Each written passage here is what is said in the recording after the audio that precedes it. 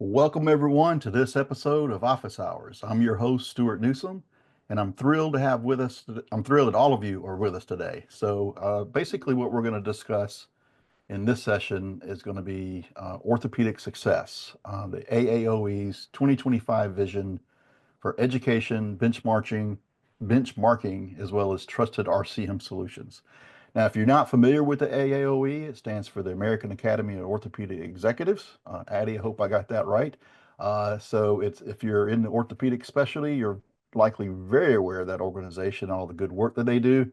But I'm sure that even though we're talking about this specific organization and specifically whatever your specialty is and whatever area of healthcare that you're in, all of them have professional services, professional organizations that you should be adhering to. So a lot of the advice that you're going to hear today can definitely apply to all those organizations.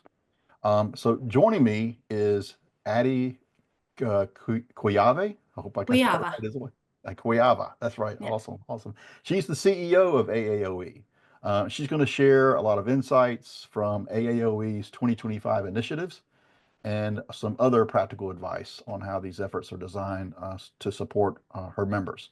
So, Addy, welcome aboard. We're so glad you're joining us today. Thank you. Thank you for the invitation. I'm excited to be here. Awesome, awesome. Well, tell us a little bit about your background, a little bit more about AAOE and your role there. Sure. So I've been with AAOE for 15 years in the CEO role. 10 years prior to that, I always mention it because it's in the same industry. I was actually at the American Academy of Orthopedic Surgeons for 10 years in the Public and Media Relations Department. So I've actually been 25 years in Orthopedic Association management. So it's the American Alliance of Orthopedic Executives. That's just one word change for you on our company name. But I do lots of things, governance, strategy. We have a team of 10. I think we'll be 11 in January. We've been around over 50 years. We celebrated our 50th anniversary in 2019.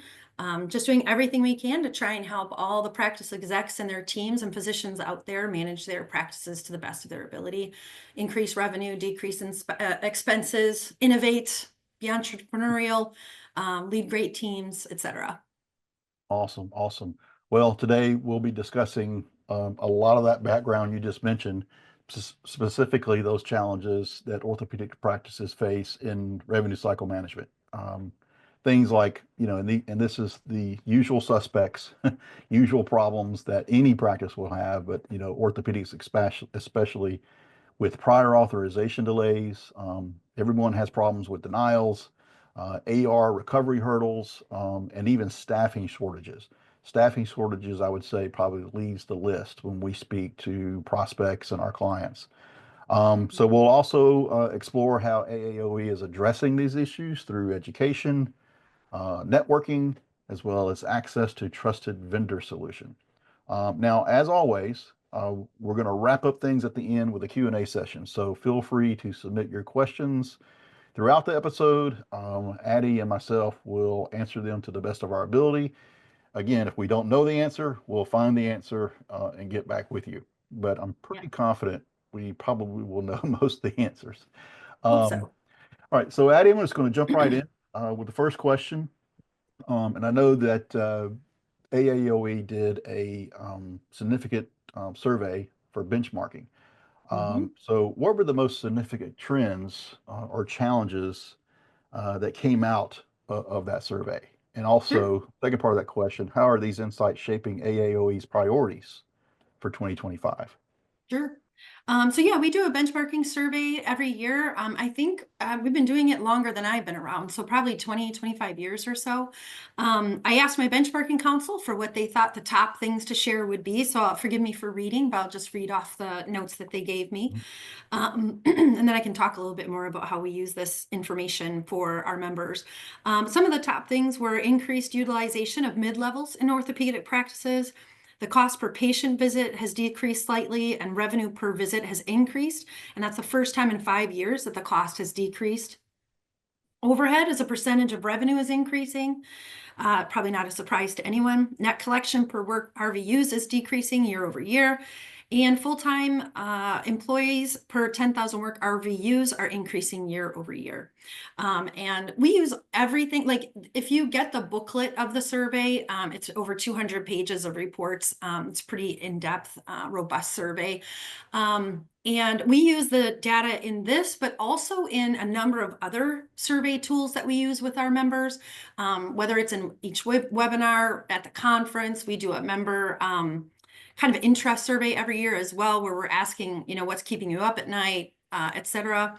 We bring all that data together, and our data guru on our team sort of creates a massive pivot table and puts it all into something so that we can understand what are the most important issues that we need to hit over the next year.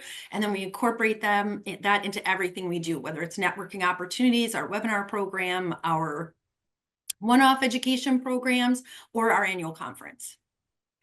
Oh, awesome, awesome. So all kind of venues and opportunities to tackle, that information. So, and it's very Yeah. wise to get with the membership and understand, okay, what are your pain points? What's really driving it, and then you can deliver on what's going to help them the most. And I know that again, I said it in the intro. Some of the issues are, staffing shortages, prior authorizations, denials, AR recovery. Mhm. So with that said, how is AAOE helping members navigate those persistent RCM challenges? Yeah, The things well, that I just named off, through its resources and partnerships. sure. Sorry, I didn't mean to cut you off there at the end. No, So I think a lot of different ways. RCM is such a huge bucket, number one, and it's so important. So we hit it probably in everything that we do. I did want to talk a little bit about something we're doing for the first time next year, but which is a demo days event, which we'll be doing in February, and through a survey. And we serve at the pleasure of our members. So everything that we do is member driven. Like everything that we do has member input, whether it's by surveys or focus groups or anything else, anecdotally, and from our councils, committees, and our board of directors. But the top issue or top service that they wanted help with was RCM.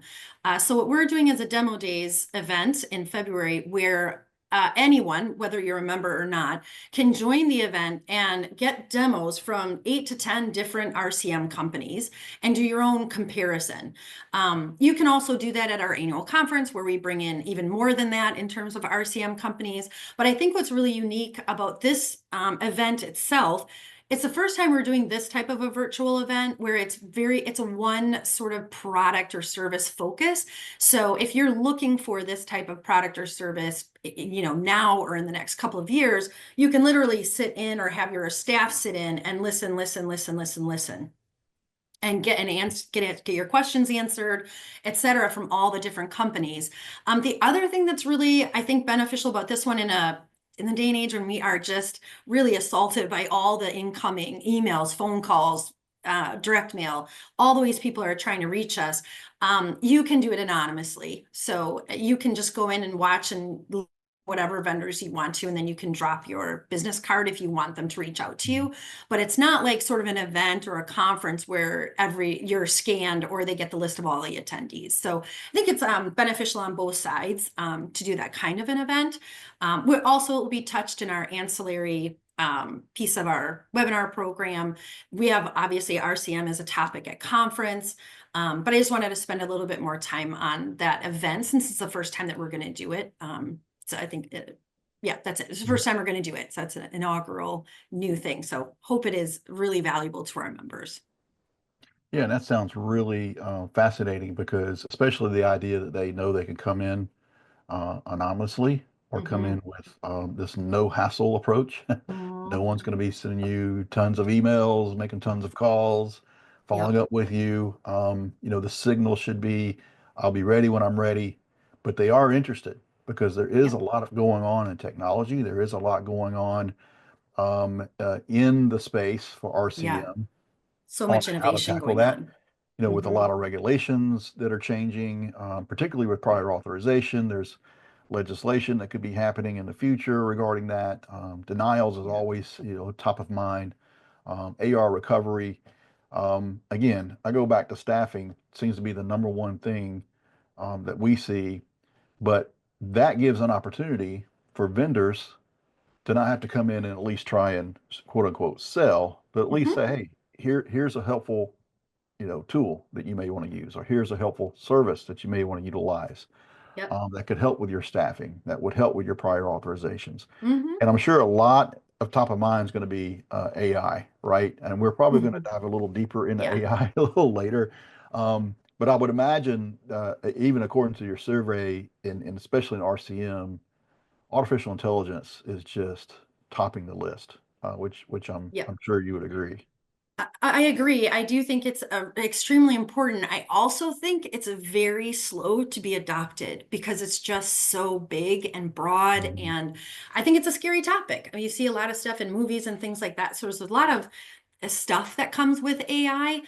Even, and I will just say, just on our team, even we brought in a new or our first chief marketing and membership officer, and she's speaks on AI, like she's all into AI, and Mhm. she's really been sort of shepherding us along the path of how we can use AI and how we can make things more efficient, or how we can sort of reinvent or reimagine some things using AI, even how to write prompts.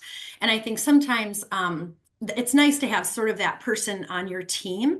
Like we did an AI summit last year, and I think the people that participated in that brought their fear down a little bit. I think there's Mhm. education, but there's you also just have to start using it, and I think that helps people um, come along with it. Once you can see the value and Mhm.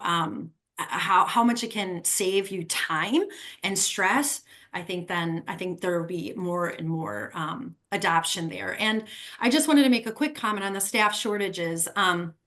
We actually have at our conference, our 2025 conference, we're doing a third keynote. We used to do this Ignite panel, but we're doing a third keynote because this speaker talks specifically about how medical practices, so any kind of medical practice, can help in that regard with what you already have, which I think is really important because I think there's a lot of talk around staff shortages, but not really a lot of resources and what you can do without spending money or recruiting or revamp this or revamp that, or adding to your salary base and things like that. And it's a lot of great information around culture, what you're sharing on your website, having your staff search for you.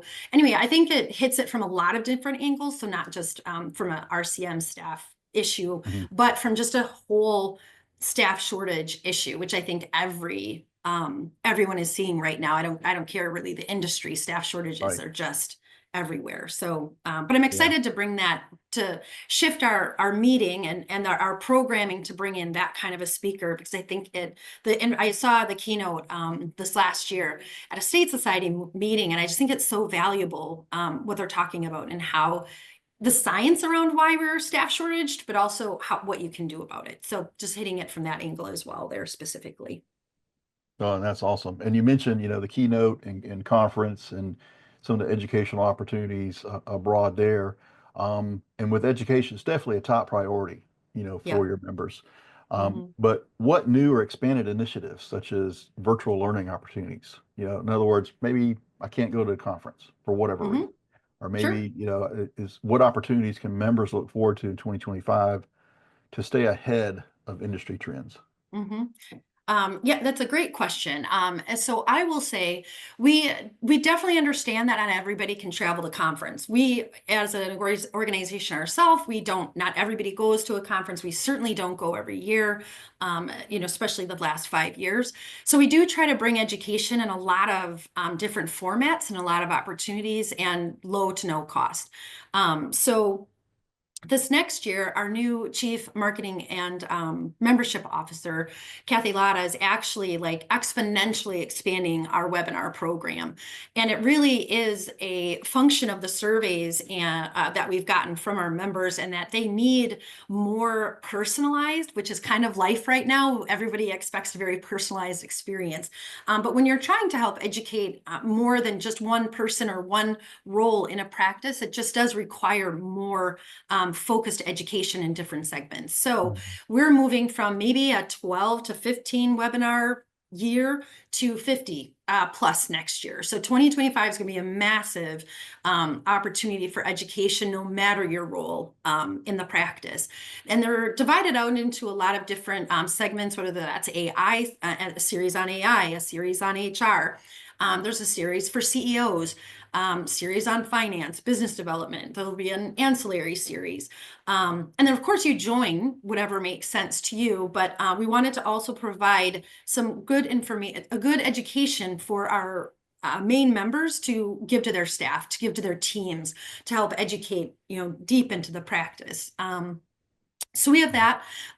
Also, the conference is very, very, we do this every year, but I will say that it's something that I'm really proud of that we started probably 10 years ago, in that we crowd source score all of our submissions. So our conference is not built or chosen by a one council of 10 people. We have, and it changes, over the years, anywhere from 20 to 50 people score every submission that is provided to us for conference, so that we have a wealth of different types of members and lengths in practice and lengths even in orthopedics, scoring that education, so that we have a really great way of selecting and pushing in the content that matters the most to the broadest number of our members. And like I said, switching from an Ignite, which was more of a fun and quick presentation, into a third keynote, just because that is what is really necessary right now. We made that change because our keynotes are selected a year in advance. So by the time we knew about this keynote around staffing, our keynotes were already selected. So we went to the conference council and, adjusted that programming. We also have a weekly newsletter that we send out every Tuesday, and that has blogs in it. And those blogs are written by a number of people. Some of it is vendor focused. They're writing thought leadership articles based on what's happening in a particular industry. And those articles we don't pay for them, but they don't pay either. So it's a very thought leadership. If it's a vendor article, it's not selling, it's not sales. And then in our newsletter, we pull in from a bunch of different resources, and that pulls in based on what our readers are reading, that it goes and pulls more of those types of articles for future issues. I'm trying to think. Those are probably the biggest changes. I will say this: last year we did 2 new events for the first time. One was an in-person Women in Practice Management event, which we weren't going to repeat in 25, but the response was overwhelmingly positive. I bet. It was fantastic. It was a great session. People, and they made such great connections. The networks that were created at that event. I know there are still texting groups that are going on still, where people are exchanging information. So we Oh, are going to wow. repeat that one next year. We also did an AI summit, and we are just pivoting that into a series of webinars, so that people don't have to take a day or more and they can jump in at the level that they're at. So if you don't need the basics, that's fine. You skip that one and then you go into a deeper version. I will say the other thing that I think is really important for an association like ours that is member driven is to have members speaking. We absolutely bring in vendors when our members don't, because sometimes vendors have the knowledge or experience or understanding that our members don't, because that's what they're living every day. Their whole teams are. So we bring them in when we need to, and we focus on bringing members, so that members are speaking to members at every opportunity that we can. And a lot of our vendors understand that and bring members into their sessions as well. So I think it's a great peer education network that we've built, and then again, just exponentially expanding that next year. So I'm excited for Wow. the new That is program. exciting. Yeah, So I have to say that your membership is without excuse if they don't understand what's going to be going on in the latest and greatest, and not just trends, that's but right. information they really need to help Yeah, run for their sure. practices more efficiently. And I Yeah, think, when I look at associations, because I've always been my recommendation for everyone to join an association, and not yeah, only by specialty, like I said at the beginning, but it also could be by your, job title or your job description. sure, Coders have AAPC. sure. There's multi-specialty practices that have MGMA. There's, HIMSS. There's HFMA for, hospitals, acute care, but also some ambulatory. So there is Hmm. plenty of organizations out there. Just about everybody has one. You need to attach yourself to one, because Hmm. just what you mentioned with education is important. But the next thing that we're going to ask you about community and collaboration, Yeah, building a sense of community, networking, and collaborating with your peers is very Mhm. critical, and specifically critical for orthopedic executives, I would imagine.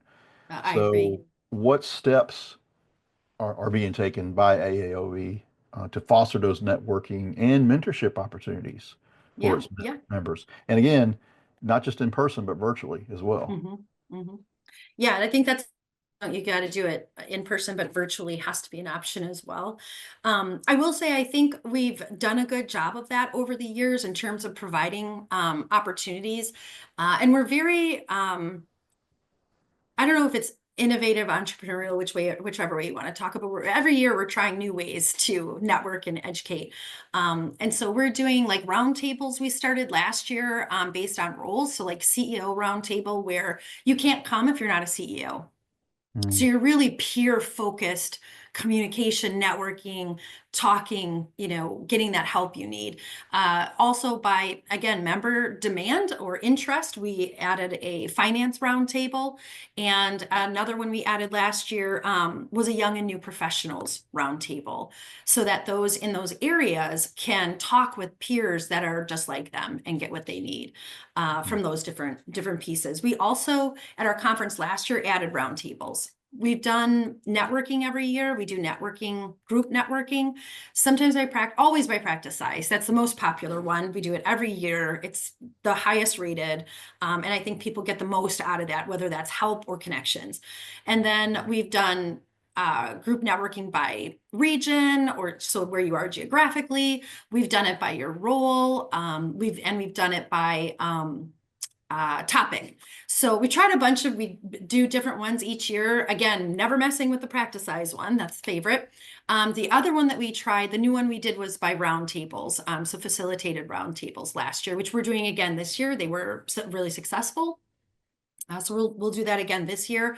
And then the virtual roundtables, again, will come, but it's really based on who needs them or so we have an online forum called Collaborate, and we watch that for posts and things here and there to see when there's something that bubbles up. So we'll mhm, pull from there to do education, hot topic education, or like that finance actually came from the discussions on that Collaborate forum. Mentoring is always a big one. We used to have a very big mentoring program pre-COVID. It's been tough for us to find members that have time for mentoring. There's definitely interest. People want to mentor and people want to be a mentee, but getting them connected and time for that's where our struggle is, which makes sense because we're all busier than ever since COVID. We're all doing more than we've ever had to do before. But I think and then those roundtables also have their own collaborates. So like if you're in the finance roundtable, you can also post so that you can do asynchronous discussions with your peers as well. mm, And then we have Main Street Collaborate, which every member is a part of if they want to be in any question or that's full of everything, jokes, tough Fridays, solution finding, coding questions, leadership questions, strategic planning questions. How do I deal with this kind of a thing? Employee situation questions, all kinds of things are in Main Street. I did want to just add to your point about joining an association because as an association person, we laugh, association professionals laugh a bit because most of us got into our role not even understanding that associations existed. mm. But I think their role is becoming more and more important, but joining has become harder and harder as company resources are dwindling and it becomes That's a true. factor of paying out of pocket. And I think it's hard sometimes to understand the value of paying out of pocket for something like a membership with an association. Um, and I just don't know like what people do without a network.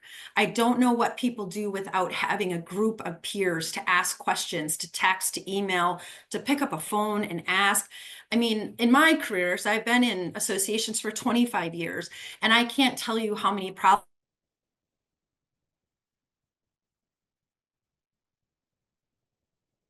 I've avoided, how much wheels I've not recreated from the sharing of all of those resources. And even just in all my years of volunteering and association management, I can say our members are truly amazing. I just think the amount of sharing and support that they provide to each other is incredible, and I don't think it's common.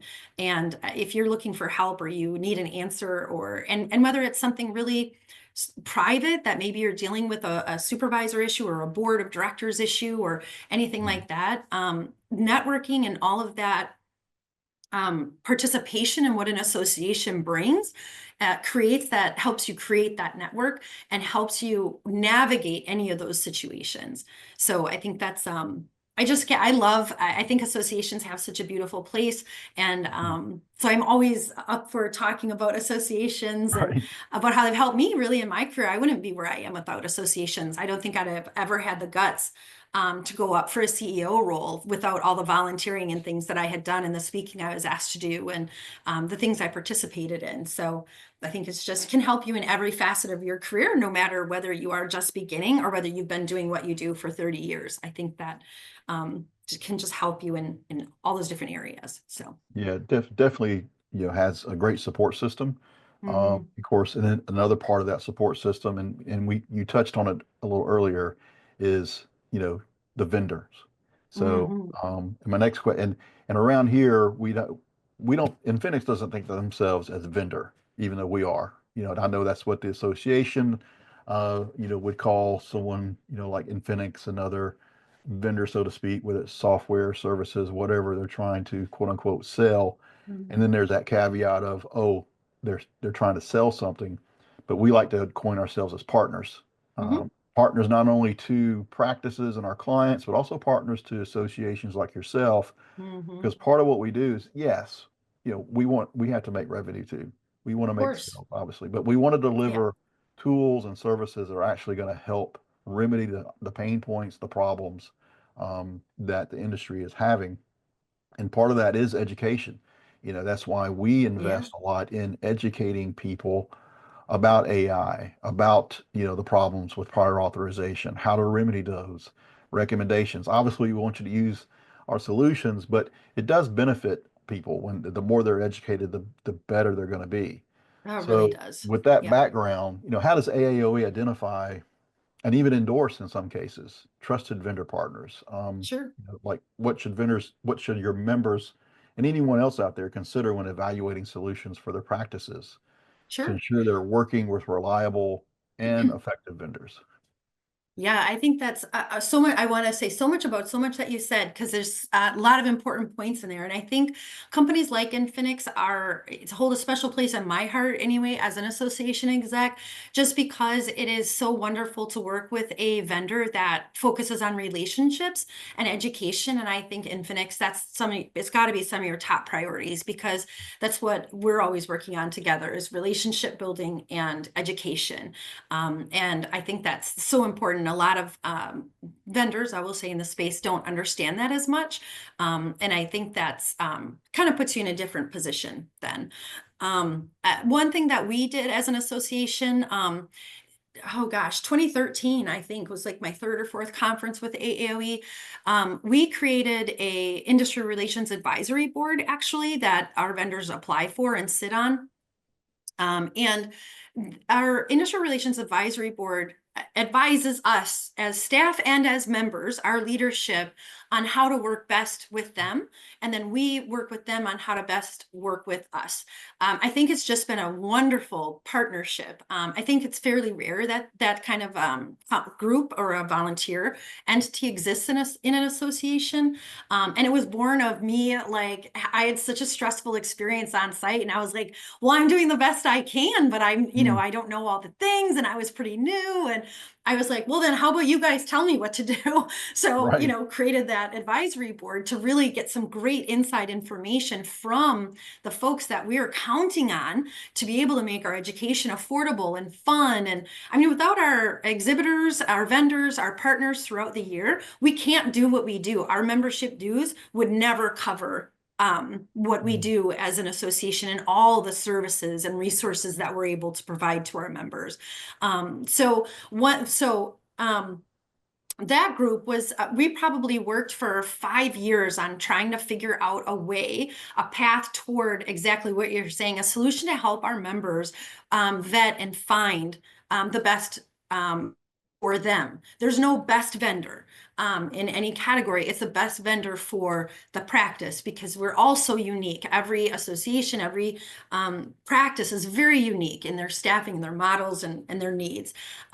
So one thing that we created, went through many iterations, but we have our peer review program. And I'm so proud of the program because it's not a pay to play program, which we all didn't want, whether you were a member or a vendor. Nobody wanted to be like, pay enough money and you're an endorsed solution. So this program, actually, we partner with HFMA, which is the Healthcare Finance Managers Association. And there's an 11-step process that a vendor has to go through to be put into, to be peer reviewed, to earn the designation. It's truly earning the designation of being peer reviewed. And a really important part of that component of that is a peer review that's done by our members.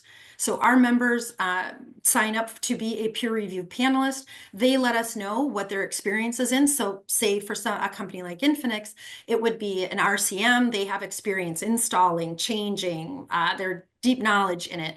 If they don't know the company or the service or the product type, we don't invite them to review that product or service type. Sure. So it's an 11-step process that includes financial review, legal review.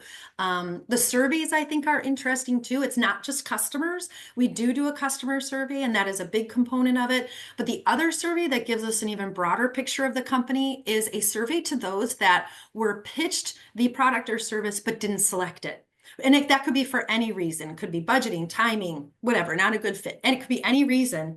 But surveying those folks too gives us an even better understanding of the perceived value, quality, et cetera, of the product or service that's being reviewed.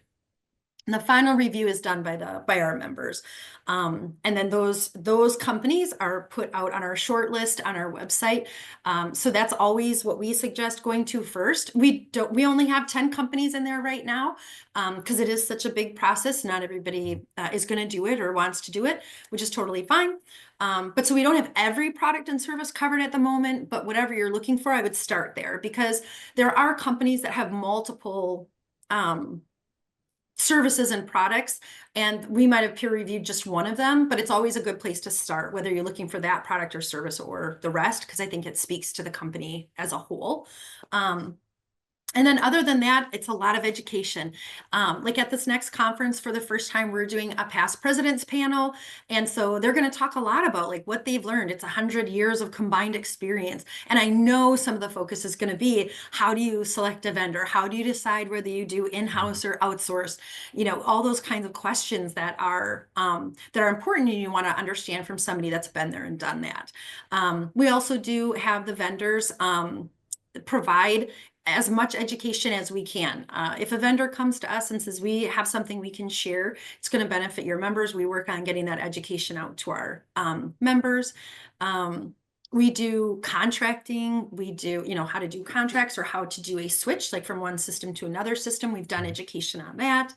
I'm trying to think. That's probably the bulk of it. I think the peer review is the biggest, and then I think providing ways for our members to quickly assess, which peer review does. Obviously, it's very quick. You're on it or you're not.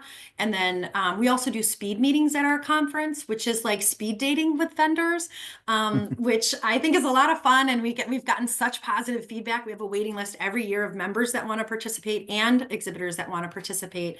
And it's literally our members sit at tables in a big room, and they have 6-minute conversations with people they're interested in.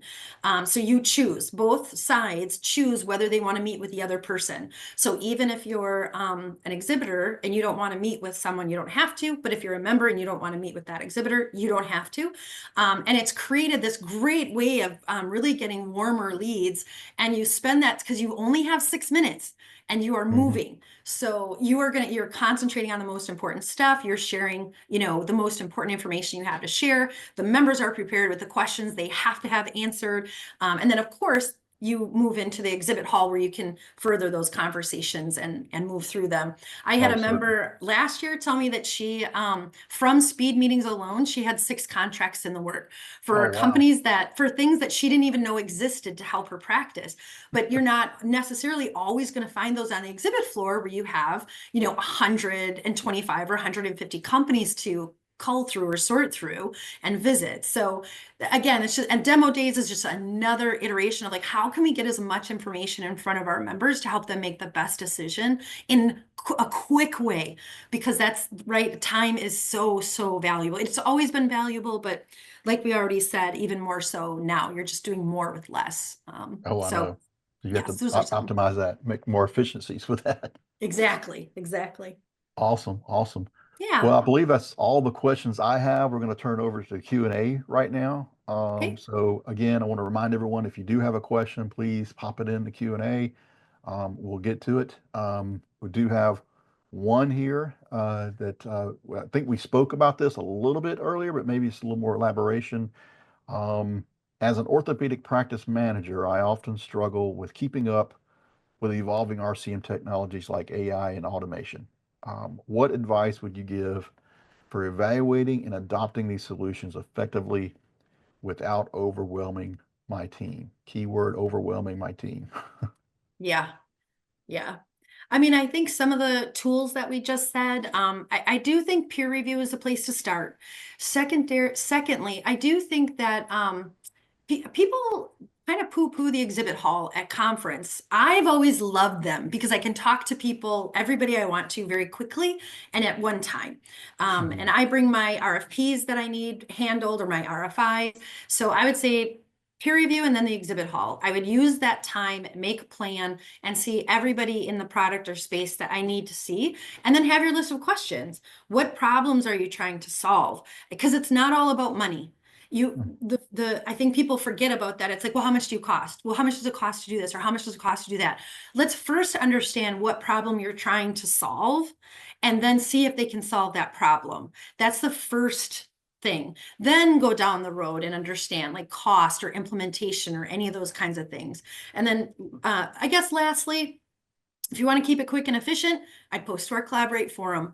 I can't tell you how much information is exchanged on that forum, be from RFPs, RFIs, questions to ask, implementation timelines, things to think about when you're implementing, or again, when you're switching from like one service to, or one company that provides a service to another company that provides the same service, kind of pearls and pitfalls. The members just put everything out there. So and they'll have calls with you and they'll talk with you. So if they're using a vendor you're looking for, they will provide their insight. If you're looking at these three, they will provide their insight. And you can do it privately or publicly. So I know people get a lot of stuff in their inbox when it's company focused, like this kind of a search or this kind of a solution. They'll get a lot of responses back just personally to them. But I know that that is probably one of the best things about Collaborate is being able to hear from your peers how things went or how they do what they do. And again, the panel has 100 years of experience, but when you look at Collaborate and all the members that are on there, it's thousands of years of experience that you're tapping into with Oh, any yeah. question. And I think, again, vendor support is so huge. It's so important to make the right decision. And again, starting with what you need to solve and then going all the way through that process. I think checking references, I think has gone by the wayside, but I always still do it. I think that's another one. Talk to people that have the thing, because even if they're listed, I have had people listed as a reference and I've called them and I've had them say, this was great, but this wasn't. Right. You Mm, can dig in and get a little bit more information to understand really how the company works or what the response time is or how implementation went, et cetera. So I think I don't think that has to overwhelm a team. Well, I'll say to not overwhelm the team, have the process and then only have those involved that really need to be involved. I think sometimes we try to make these very big group decisions when we don't need to. Just really have the people in it that need to be in it. And then have them mhm. work through that process. That's what we do. I think that makes it a lot simpler and more Right. efficient, really. And I couldn't agree more, especially on the fact that you said, find out if they can solve your problem. Find Mhm. out if they understand your problem. That's the Right? first thing. Do they have empathy? Absolutely. empathy for your problem. Yeah, yeah, Um, they care. Yeah. don't just don't just throw AI for the sake of AI, because AI is Mhm. everywhere. You really have to kind of will it down, if you will, to what is the problem? Can we Yep. understand the problem? And I think it's the fine art of listening, Mm. which I think's gone by the wayside as well these Yep. days, is you just got to listen to what's being said. What is the problem? Hmm. And can that problem be solved by this particular vendor? And then how are they going to Hmm. solve it? And then everything else you just said, very important. Yep. So excellent, excellent advice. Yeah. Great. Um, so I don't see any other questions. I'm checking one more time. Yeah, don't see any other questions. Okay. So I'm going to wrap things up. Addy, thank you so much for joining us. This That was was my awesome. pleasure. Really appreciate you joining us and out of your busy schedule as well.